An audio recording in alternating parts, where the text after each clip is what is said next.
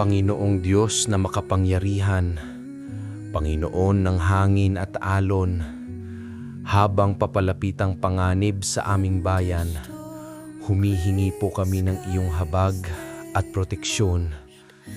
Iligtas mo po ang aming pamilya at mga mahal sa buhay mula sa lahat ng kapahamakan, lalo na mula sa lakas ng bagyo at baha.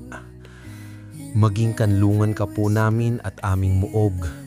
Patnubayan mo po ang aming mga opisyal at komunidad sa tamang paghahanda.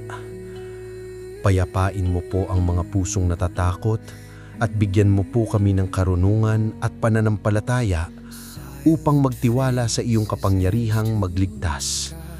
Iligtas mo po kami sa trahedya. Amen.